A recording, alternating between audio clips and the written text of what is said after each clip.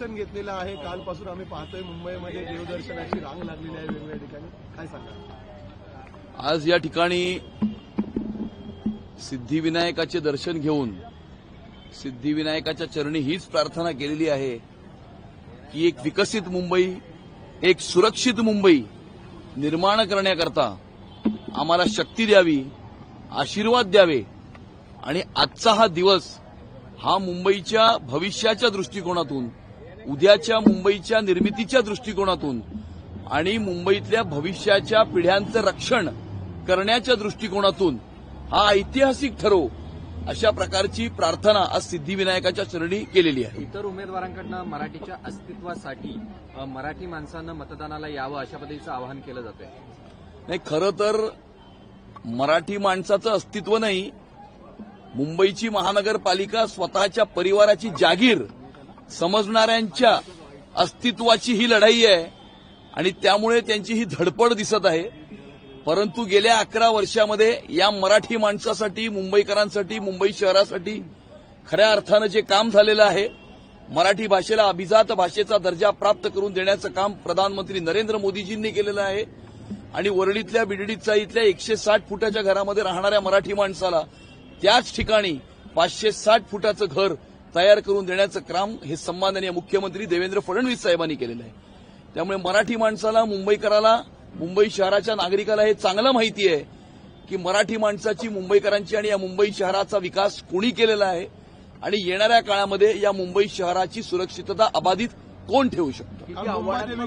काल मुंबादेवीचं दर्शन संपूर्ण ठाकरे कुटुंब घेताना पाहायला मिळालेलं आहे आणि भावनिक आवाहन देखील केलेलं आहे. काय वाटतं, आव्हान तगडं होईल तुमच्यासोबत? नाही, मुंबादेवीचं दर्शन घेण्याचा अधिकार हा सगळ्यांना आहे, सगळ्या भक्तांना आहे. परंतु कोविडच्या काळामध्ये मंदिरं बंद करणारे आज स्वतःच्या अस्तित्वासाठी देवाकडे, देवीकडे साकडं घालताना दिसतायत. आज तरी त्यांना देवदेवता आठवलेत, हिंदुत्व आठवलंय, ही चांगली गोष्ट आहे. अध्यक्षपदाची धुरा तुमच्याकडे आहे, किती आव्हानात्मक वाटते ही निवडणूक? नाही, मुंबई भारतीय जनता पार्टीचे तमाम कार्यकर्ते, मुंबईकरांचे आशीर्वाद, सन्माननीय मुख्यमंत्री देवेंद्र फडणवीस साहेबांचं पूर्ण पाठबळ आणि भारतीय जनता पार्टीच्या केंद्र नेतृत्वाने दिलेले आशीर्वाद, यामुळे येणाऱ्या काळामध्ये मुंबईकर मोठ्या प्रमाणावरती भारतीय जनता पार्टी, शिवसेना आणि रिपाई महायुतीला आशीर्वाद देताना दिसत आहेत आणि आजचा दिवस हा मुंबईकरांच्या भविष्याच्या दृष्टिकोनातून, उद्याच्या मुंबईच्या निर्मितीच्या दृष्टिकोनातून हा ऐतिहासिक ठरणार आहे. मतदारांना काय आवाहन कराल? कारण का भावनिक आव्हान सुद्धा ठाकरेंकडनं मतदारांना केलं जाते, तुमच्याकडनं काय आव्हान असणार?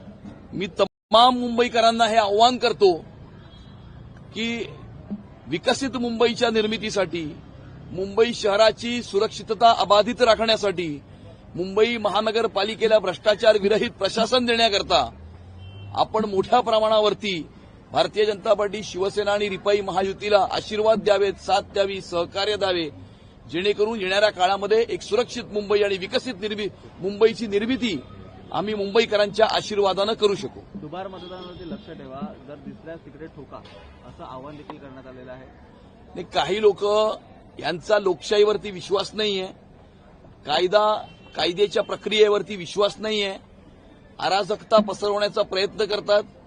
स्वतःचा पराजय दृष्टीपथामध्ये दिसत असल्यामुळे त्यांची चलबिचल झालेली आहे, फ्रस्ट्रेट झालेले आहेत आणि त्याच्यामुळे अशा प्रकारची बालिश आव्हानं काही लोक करताना आपल्याला दिसत आहे. सर, निवडणूक आयोगाने काल स्पष्टीकरण काढलेलं आहे. राज ठाकरेंनी आरोप केले होते की पाडू मशीनचा वापर केला जातोय, आम्हाला या संदर्भात कुठली माहिती देण्यात आली नव्हती.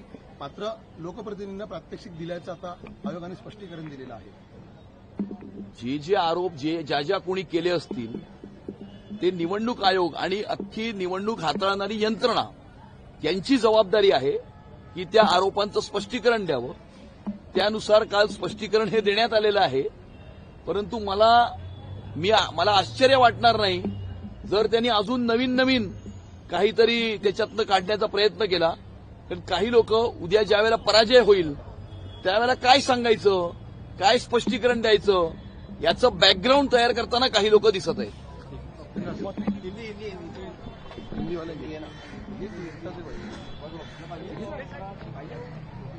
रोल हिंदी। आज आप आए दर्शन के लिए, क्या कामना की है और जीत की कितनी विश्वास है आपको? जीत का कितना? आज सिद्धिविनायक के चरणों में हमने ये प्रार्थना की है कि आने वाले समय में एक विकसित मुंबई, एक सुरक्षित मुंबई निर्माण करने के लिए हमें आशीर्वाद दे, हमें शक्ति दे, और आने वाले समय में जो मुंबई की निर्मित होगी उस मुंबई के दृष्टिकोण से आज का ये दिन ये ऐतिहासिक रहे, इस प्रकार की प्रार्थना सिद्धिविनायक के चरणों में आज हमने की है। कौन मेयर बनेगा?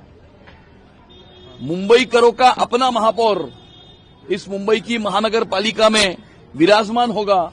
भारतीय जनता पार्टी शिवसेना महायुति के उम्मीदवारों को मुंबईकर बड़े पैमाने पर आशीर्वाद देंगे और हिंदुत्व का भगवा झंडा ये मुंबई की महानगर पालिका पर लहराएगा। मराठी अस्मिता की बात की गई है, मराठी अस्मिता का अस्तित्व की बात की गई है। दूसरी तरफ आप विकास का एजेंडा लेकर जनता के सामने गए। क्या लगता है लोग किस मुद्दों को तरजीह देंगे? ये मराठी मानुस के अस्तित्व की लड़ाई नहीं है, ये मुंबई की महानगर पालिका को अपने परिवार की जागीर समझने वाले कुछ लोगों के राजनीतिक अस्तित्व की लड़ाई है। और इसीलिए मराठी का चेहरा आगे करके वो अपने खुद की आमदनी के लिए लड़ रहे हैं, और इसीलिए मुंबईकरों ने उनका भ्रष्टाचार 25 वर्षों में मुंबई की महानगर पालिका में देखा है, और मुंबईकरों ने पिछले 11 वर्षों में जिस प्रकार का विकास मुंबई शहर में हुआ है यह भी देखा है। और इन दोनों की तुलना करते हुए मुंबईकर बहुत बड़े पैमाने पे भारतीय जनता पार्टी, शिवसेना और आरपीआई की महायुति को आशीर्वाद देते हुए दिख रहे हैं। कल उन्होंने जो PADU मशीन से उनको लेकर और प्रचार समाप्ति के बाद 1-to-1 डोर मीटिंग को लेकर ऑब्जेक्शन उठा और कहा कि सत्ता और चुनाव का दुरुपयोग हो रहा है, ये आरोप लग रहे हैं। चुनाव की प्रक्रिया के ऊपर अगर कोई आरोप लगते हैं तो चुनाव आयोग इसके बारे में स्पष्टीकरण देगा।